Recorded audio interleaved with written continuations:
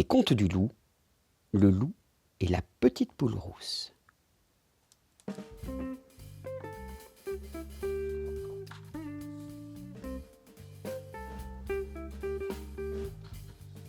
Au moment où commence cette histoire, le loup vient de sortir de table. Il n'aurait jamais dû manger ce deuxième lapin, ni ce troisième, et encore moins les 10 ou 20 qui ont suivi. Mais il est tellement gourmand. Bon, un peu d'exercice lui fera le plus grand bien. Juste de quoi digérer avant le goûter. Hop, hop, hop, hop, hop, hop, hop, hop, hop, hop.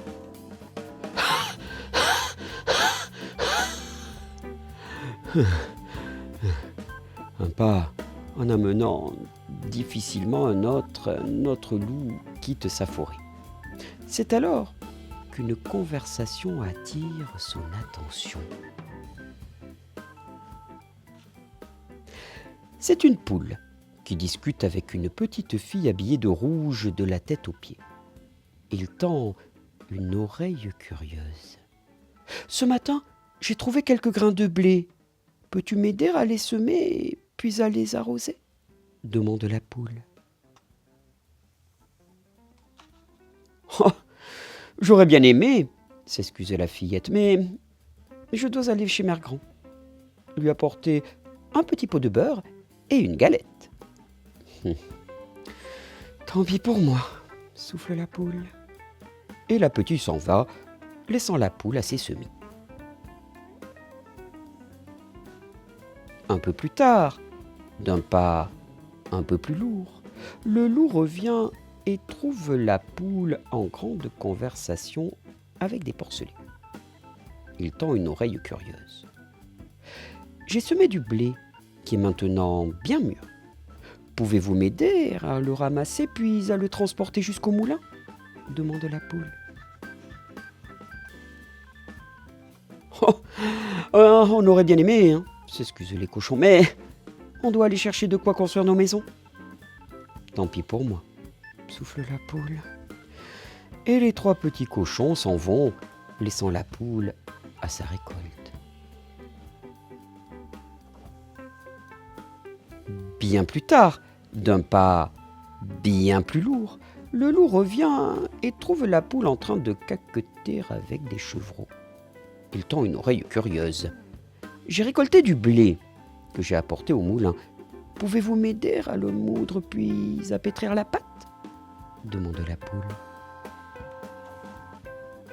« Oh, on aurait bien aimé, » s'excusent les chevreaux, « mais on doit aller jouer. » Tant pis pour moi, souffle la poule. Et les 7 chevaux s'en vont, laissant la poule à sa cuisine.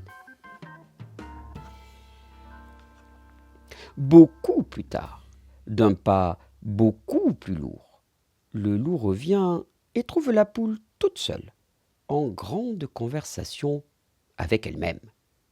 Il tend une oreille curieuse.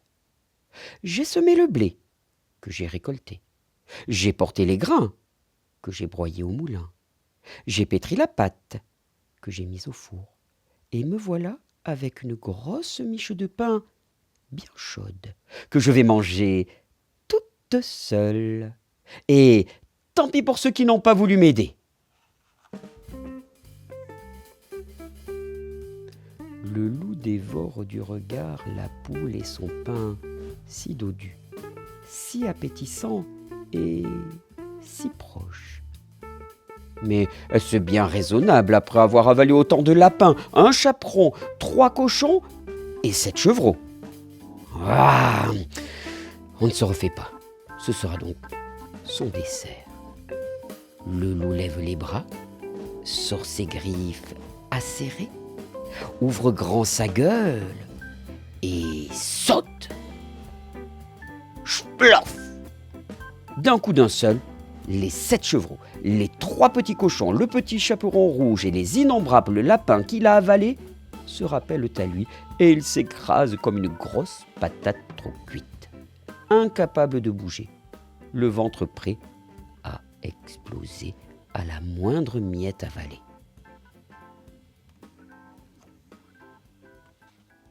Tant pis, Il reste ici et va attendre que la digestion fasse tranquillement son œuvre. Alors qu'il s'apprête à sombrer dans un sommeil gourmand, la gentille petite poule rousse, par le bruit alertée, s'approche. Oh, le pauvre petit loup affamé.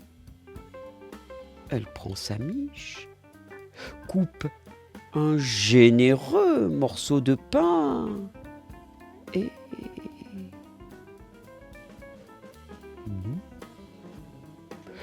Bao!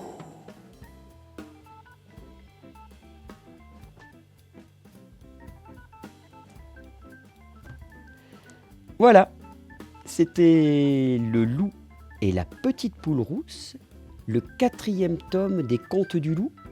Vous pouvez retrouver cette histoire explosive dans toutes les bonnes librairies, y compris les plus gourmandes. À bientôt!